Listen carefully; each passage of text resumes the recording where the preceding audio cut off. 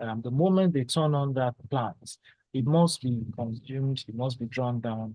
Now, there is something that is called balancing of systems, of balancing of the grid, where you don't have sufficient power being generated and you have a lot of demand, pulling the little that is being, it causes that imbalance on the grid.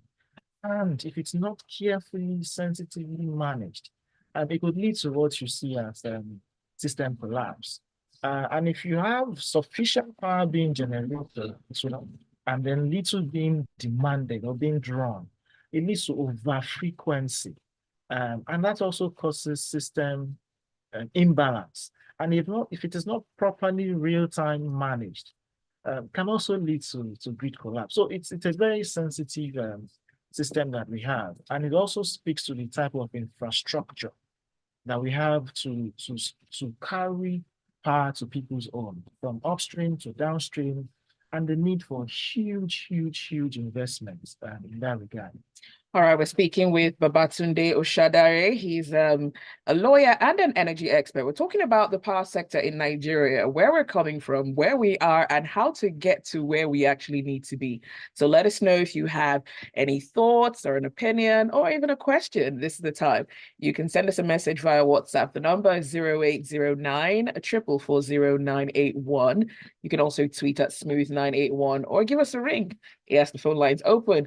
01448991. That's the number to call. 01448991. So we're in 2024, coming from 2013 up until where we are right now. What are the persistent challenges that have plagued this system, and what has been done to try to address them? I think the number one thing that has been the issue is the lack of liquidity in the sector. And when we talk about liquidity, it comes to Naira and Kobo. Because the sector is one that requires enormous investment across the value chain. Rule of the thumb, if you are going to develop a 1 megawatt thermal plant, approximately plus or minus $1 million just for 1 megawatt. If you are going to construct a 33 kV distribution line, for example, just for a 1 kilometer, rule of the thumb, approximately $35,000. If you are going to buy just one 500 kV transformer, for example, a few years ago, I mean, it was as low as 5 million naira without all the accessories and cost of installation. But today, it's about 15 million naira or more, depending on the type and the brand you want to buy. So it's we're talking about a sector that is capital intensive. And if we go back in time, when we say liquidity has been the major challenge, and therefore you require a lot of investment in the sector. How will you get investment if that thing that's when you talk of investment, the next thing you also think about is what would be your return on investment? So those two, they go hand in hand. So you will not get that investment in if there is no clear path for you to recover your investment and even make a return on it. So liquidity has been the issue. If you also look at the system as a social system, was being a commercial driven system, we have to come to a point where that decision must be made, how we want the sector to run. Whether you want it to be driven purely on commercial basis, where you count the cost, you charge the right tariff, the end users pay that tariff, or whether you want to, make it a bit of social reflective, where you also don't want customers to pay the true cost. You also want to, pay part of it by way of subsidy. And there's nothing wrong with subsidy. I mean, subsidy is paid by governments all over the world, but it is how it is done.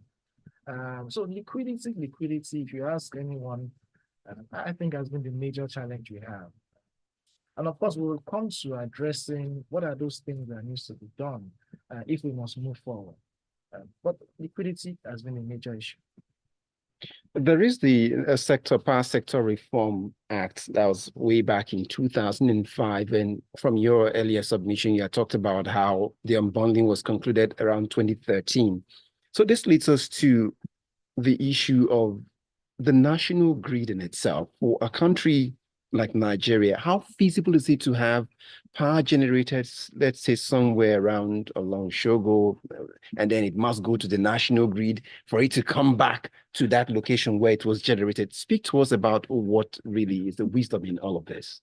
So if you look at when the concept of the national grid was conceived way back, there was absolutely nothing wrong with having a centralized grid. Absolutely nothing wrong. It's just depending on how you structure that grid and how you strengthen that grid, how you increase capacity from time to time to ensure that it is serving the needs of the people across the country. There's nothing wrong in having electricity generated, and centrally dispersed, like you mentioned, MCC, Olorun Shogbo, and all that. Yes, that's fine. But with the increase in population, increase in growth, increase in demand, you also needed to have increased the investment and strengthening of the network over the years. And because that was not really happening, which was one of the reasons why it was thought important to then privatize and unlock the system so that private people can come in, do more investments in the sector. But there are people today who have said, oh, we should do away with that central grid structure. Maybe we should break it down. We should turn it into regional grids. We should, and with the new Electricity Act 2023, there's also that opportunity to have private sector come into that transmission space by way of building new grids, maybe along state lines, or private government persons coming together to strengthen or take up project to strengthen the entire network. So those possibilities are there. It all depends on looking at where we are today, how strong the existing network is, what needs to be done to strengthen the network. Do we need to break down some and build new ones? Do we need to strengthen existing ones? What are the cost implications? Who is going to bear the funding? How will this funding be recovered? I mean, a lot of those conversations can be had. But conceptually, I mean, there was nothing wrong at the time having a central grid. But today, is it still sufficient to meet the needs of Nigerians? And the answer may be yes, maybe no, depending on how we want to move forward by way of ensuring that power is accessible across the length and breadth of Nigeria. All right, thank you for that, Babatunde Osadare. We're speaking with our guest, and it's all about the power sector in Nigeria. The conversation continues on the other side. Stay with us. I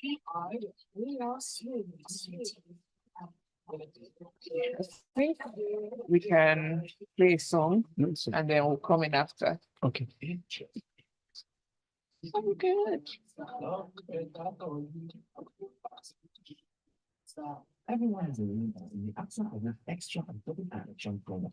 So just I need you to give me that information once again. You talked about now there's one central transmission you talked about. You gave me 11 discos, right? Got it. 6 discos. 6 Gencos, yeah. Got it. Okay, great. Yes. So government government is holding on to transmission. Yes. Discoverabilities, neighborhood balance take unique expertise and select fine quality leaves. So the way the transmission company is structured today, Yes. there are three, maybe I'll call it 3 units or 3 departments fused into one. So you have a transmission service provider called the TSP. Some persons might be online. They are talking, so you may let them. So I mean, so they can hear you. I'm just saying, so you can just in case. You have the transmission service provider, who is responsible with the wire side, the hardware, right, of the TCN. And then you have the independent system operator, the ISO, Yes, who's responsible for the neutrons that flow through the wires. So they are the one responsible for checking real time the energy available, how they are distributed or transmitted or dispatched across the country, balancing the grid, ensuring the frequency is all right, it doesn't go over and Yeah. below. So that's the sort of structure you have. And then of course you have the market settlement side. And it's also managed by the market operator. There's a market rules that govern that operation. And so that's a TCM for you, but of course it's only managed and owned by the government to do. Thanks. So it is safe to say that you are a walking naked wire after this conversation.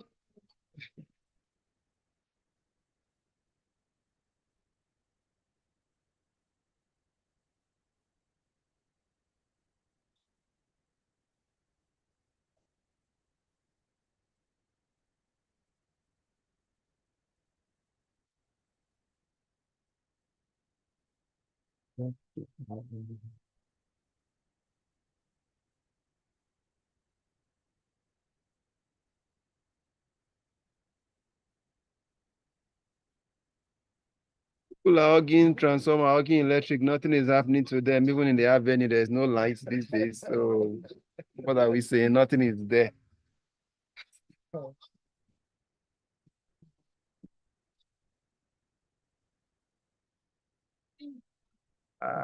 Do we have Sound Sultan anywhere? Can we check for this for him? What's that? A song by Sound Sultan? Mm. Okay, let's see. Let's see if we have anything like that. I know there's a Sound Sultan song here, so we might have that one. And am I? Can we go? Yeah.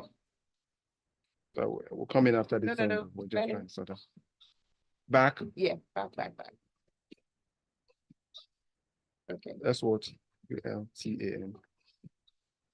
What's the name of the song? When you ask her.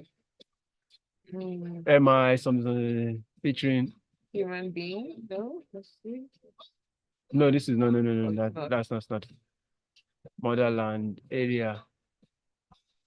No. Hello, Bali. No. Okay.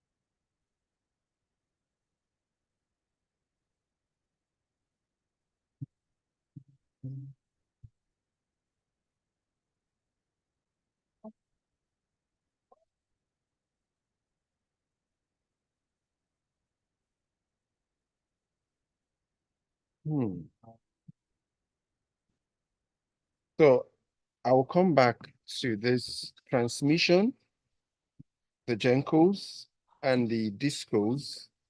Then we'll now connect it to that last point you made where of the central grid thing.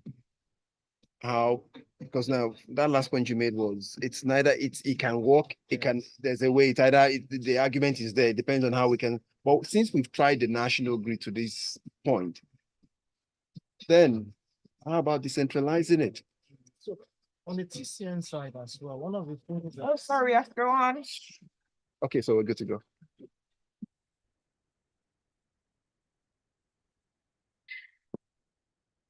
It's Lagos Talks on Smooth 98.1. It's Omas and Zibby. That was Eddie Grant with a song called Electric Avenue. Now, in 1879. Even these days, Electric Avenue, you don't have light on the Electric Avenue, don't even bother. So it's a dark avenue. the dark avenue, that's what it is speaking. But would like to know what the electricity situation is like at your end as you're listening today, much as also you want to project some solution to help us get out of the power situation we find ourselves. And the caller is already waiting. 014489981. Good morning. Name and location, please.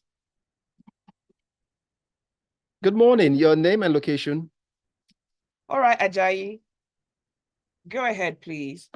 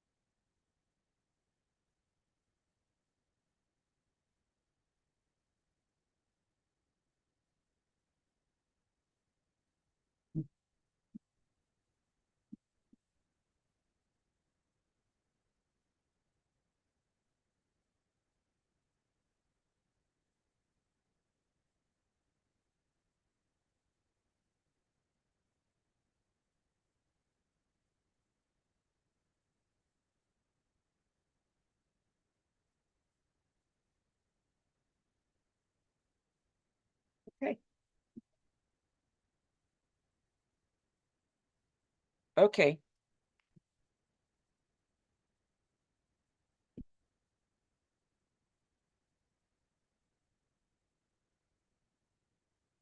All right. Thank you, Ajayi, for sharing your thoughts. The WhatsApp number is 0809 444 0981.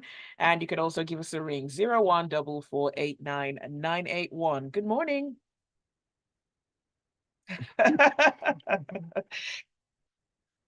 Good morning, Dr. M. Good morning. I want to ask if you have power supply. That's the we're working on.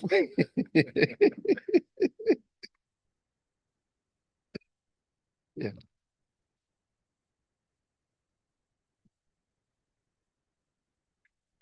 Unfortunately, yes.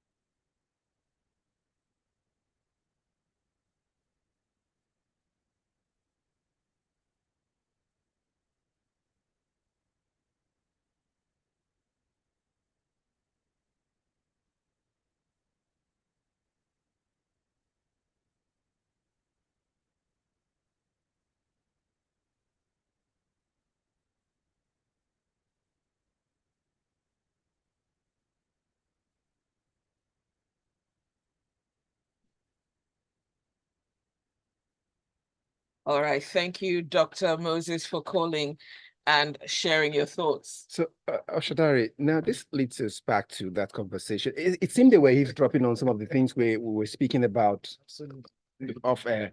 At this point, let's return to how you talked about trying to help us understand there was the transmission. You have that's in charge of the control of the government.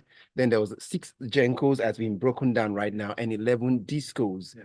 So this is where we are. And the verdict out here already, 2 of them saying there is no need for this national grid thing. So which leads us to the issue raised already. Why are states now being so reluctant to lash in on this executive order on power to begin to do exploits to give power to the people in terms of life now? Okay, thank you very much. And thank you to the callers who have shared their perspective on the issues. I think I'll start with the issue around not having a centralized grid. And that is fine. And like we said earlier, at the time when it was conceived, it was fine. But the question today is it serving our present needs and will it serve the future requirements of energy in the country? And we also said there are already discussions around what should the ideal be? Should we break it down? Should we have regional grid system? So those discussions are ongoing. If you push it back into how the sector was unbundled, of course you have the distribution companies, 11 of them. You have the generation companies and TCN. Now we're talking about the transmission company. If we also look at the Electricity Act 2023 and some of the new provisions that we have there now, the callers have said, yes, states are now permitted to also take active steps in the management of electricity within their respective states. It's not a new provision, actually. If you go back to our 1979 constitution, the states had those rights as at that time to also take steps to generate, to transmit, or even to take steps in making law on distribution of electricity within their respective states. But that provision or that power or right of the state was removed from our 1999 constitution. And because of where we are today and our present needs, it was thought very important to bring back the legal framework or provision that allows the states to actually participate as well in that power state by way of making laws for the betterment of their people. And that's why you saw that the 1999 constitution was amended last year to allow the states to now actively participate.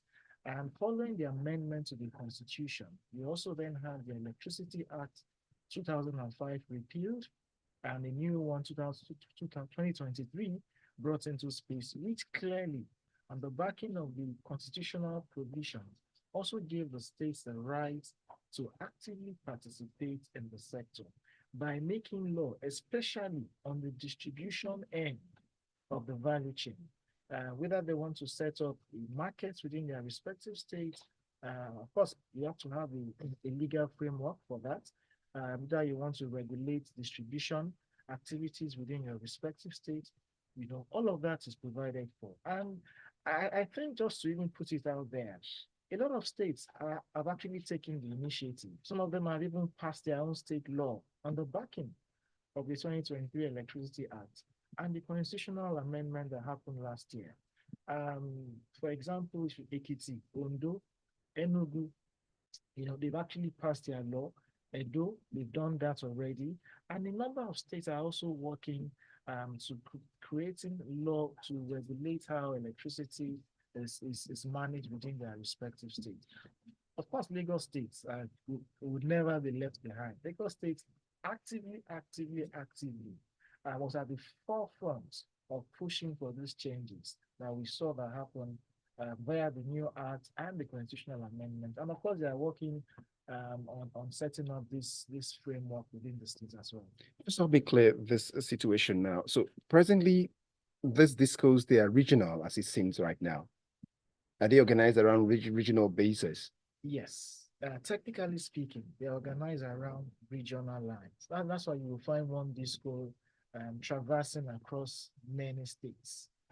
If you take Ibadan, for example, or your state, part of Ogun State, even part of, very part of Lagos State, and Ekiti, like that. It traverses across. If you take Abuja Disco, for example, they are serving Abuja, FCT, Nasarawa, Kebbi, and I think UB. So it goes on like that. Then, okay. All right, quickly, there'll be more on the other side. So stay tuned. It's still Lagos Talks 981.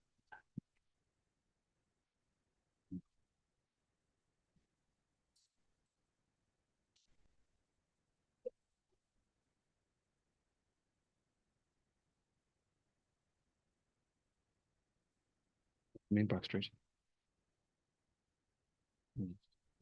Have a way of taking us on a journey, and when you add plenty of vegetables like So we're back on in just under a minute. the taste of North seasoning cubes. Even better. Let's go. Go ahead and elevate your meals with more vegetables and the rich taste of North. Okay, yeah. You say parts of Lagos falls under some of these, but EKDC and Lagos just seem to be like on his not absolutely. So because Lagos is you can say the smallest state in terms of landmass, yes. So you have a co-disco. Two discos. Yes. And of course for good reasons. Okay. Co-disco and Ikeja Electric. And Ikeja Electric, straddles Lagos properly, so-called, and part of Ogun State, like E4 area. All right.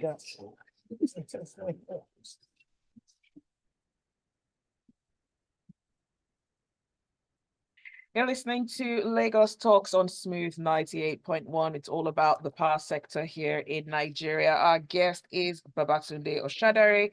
He's a lawyer and energy expert. We see your messages coming through. We see the phone lines buzzing as well. Just before we went on that break, Omar, you were going to say something to our guest. Do you want to pick that up from there? I'll pick it up and also add he's a walking naked wire. So that's what I'm saying in terms of his knowledge of the sector. So let's go on. There's been the fear because there's this talk now of, look, there is no need for a central grid. So let's go back to, there's this talk around no country ever just lets go of its generation capacity to allow foreigners or allow it into private hands. There must be some form of control. What's your own assessment to that argument? And why the government is not seemingly letting go entirely? So on the generation side, there's nothing wrong in having private people set up power plants, generate power for the people, and that's why we have quite a number of plants today. Government does not have any interest in them. Azura is there, Ugeli is there, and quite a number of them. Of course, there are some where government still retains some interest, but they are majorly privately owned. Now, on the distribution side as well, there's really nothing wrong in having a wholly owned distribution companies. What you just want to ensure is that there are regulations around how they operate and what they can do, the sort of investment they bring in, their return on investment. There's really nothing wrong. And on the transmission side as well, which is where the argument is that why has government not really let go or partially privatize, even if you don't want to fully privatize. We had years back in the early days of privatization where government sought to bring in private experts, consultant, Manitoba Hydro, but that lasted just for about a year or two before that contract was terminated. And then, of course, back into full control of TCM. Now, the argument some people have made is, transmission networks is so critical that it should not be in the hands of private people. And they've given many reasons, including, national security reasons, it was very expensive, and the government has the financial muscle to manage the system and things like that. However, there are also transmission systems elsewhere in the world that are being managed by private persons. Of course, the governments continue to have an oversight around what is being done and all. There are systems where even the transmission system is being concessioned, right? So it's still owned by government, but it's not being managed by government. There are systems where it is partially owned by government and partially owned by the private sector. So it all depends on where you are and what essentially serves the needs of the people. There are ongoing discussions, even backed by the Electricity Act 2023, around the unbundling of the transmission company, right, into the wire side of things called the transmission service provider, the TSP, and into the system operation side of things, as the system operations managed by the ISO. Now, the regulator, we know, working very, very, very hard to ensure that happens in the shortest possible time, so that if you have the system operations independent of the wire side, which is the transmission, the wire side of the business, TSP, then maybe it should bring about more or better efficiency in the management of the grid. And that's the thinking behind it. And who will be the managers? It's also been thought that you should allow people from the length and breadth of the value chain, experts, to be on the management, the board of this new system operation entity, such that it's neither government only, you can also have the operators like the GENCOs, the DISCOs, the TCN, all stakeholders managing system operation activities. There are some All right. stakeholders waiting already. Good morning.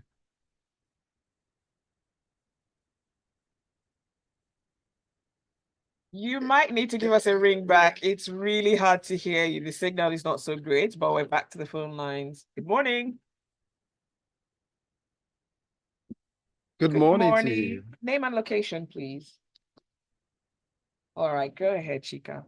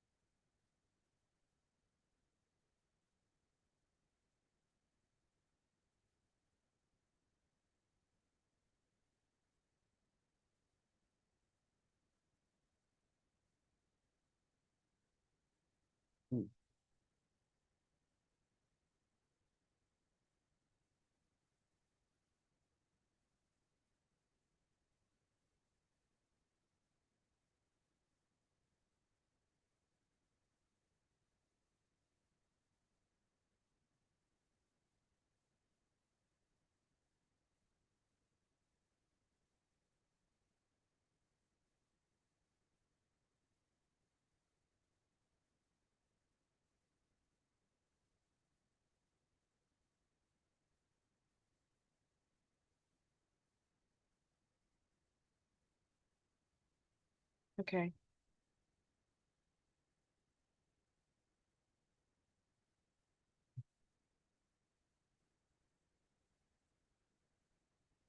I think we have to wrap up.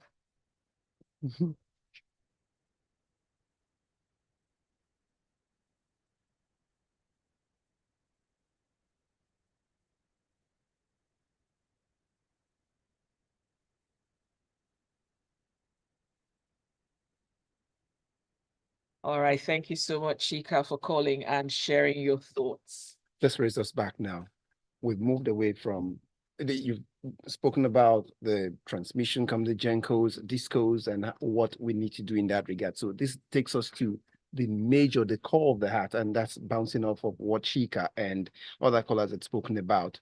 The cost of electricity to Nigerians is something that if you go out there and take a survey, people are not smiling at all. So speak to us about,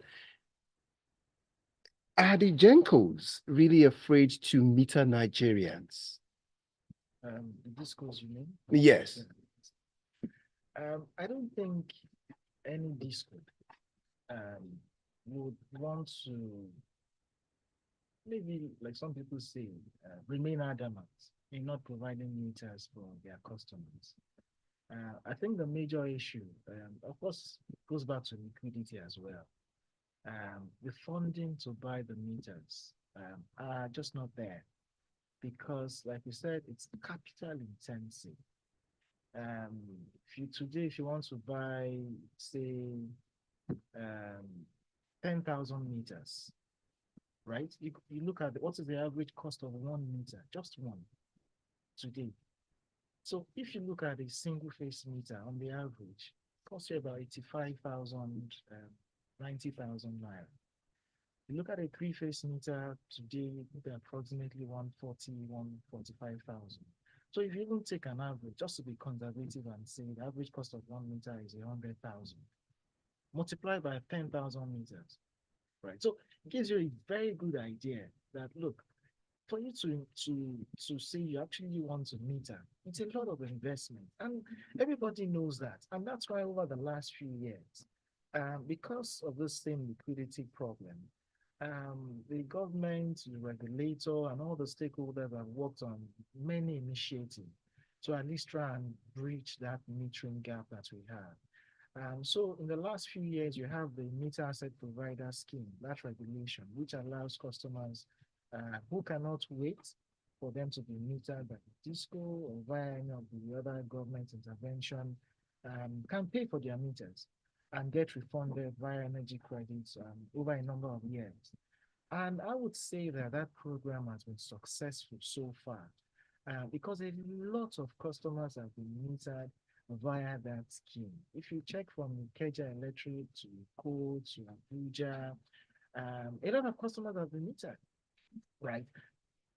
And there are ongoing schemes to ensure that we continue to advance in closing that metering gap. So, for example, there's a meter acquisition fund, that was set up early last year, where some fund is being put together as we speak to provide that equity, as it were, to allow parties or sector players to borrow, raise funding, for meter acquisition for customers. So a lot of work is ongoing around metering, but I would say that in the last few years, progress has been. And if you check the quarter-on-quarter reports issued by the regulator, from disco to disco, you will see the progress being made in that regard. All right. And this has been a very enlightening conversation. And what are your final words with where do we go? from here? All right. I think for me, we've come a long way in the sector, and we should really see the sector as one. It's not about Andujenko or someone say, oh, and the disco, or it is one value chain, end to end. Everything that happens, right, upstream affects everything that happens downstream. Now, you would notice that yes, there's been issue of power supply challenges since January. In February, we're still experiencing it. People have been asking questions, what's going on? What's going on? Of course, these are some of the symptoms of the issues and challenges we've seen over the years. Today, we do not have enough gas for the generation companies to generate power, right? If you take a power plant, for example, they have availability or ability to generate up to 1,100 today if you ask them to. But they are barely doing a half of that. Why? Because of lack of gas supply. So we need to look at the sector as one, holistically. Let's unlock investment in that upstream gas space. If you unlock investment in that upstream gas space, you can be rest assured that with the available capacity of the generation companies today, there will be significant improvements in power supply. You would hear the minister over the last 2 weeks who's been talking and meeting with stakeholders along that space as well. Talking with the minister of petroleum gas to see how to work together closely to make gas available to the sector. Now, if that collaboration is done, stakeholder engagement along the value chain, we would all be fine. But it take a lot of time. And coming back to the issue of funding or issue of cost, we must also be ready to pay for the cost of power. The issue of energy theft is a big problem. Meter bypass is a big problem. People must see electricity as Estimated bill is not a commodity. problem. Yeah, that's also an issue for people. People must see electricity as a commodity and not a social good, that must be paid for. And if you pay for electricity, it helps to service the entire value chain and reduces the problem of illiquidity that we have today. Collaboration for me is very key for everybody and for us to move forward. All right. Well, thank you so much for that, Babatunde Osadare, lawyer and energy expert. It's been very lovely having you on Lagos Talks this morning. Thank you very much, Zibby. Thank you. Thank you for listening. Thanks for your messages. That is it for Lagos Talks. Omatseye and I are here with you up until 11 a.m. So that's another hour and a giveaway from 10:30. Stay with us.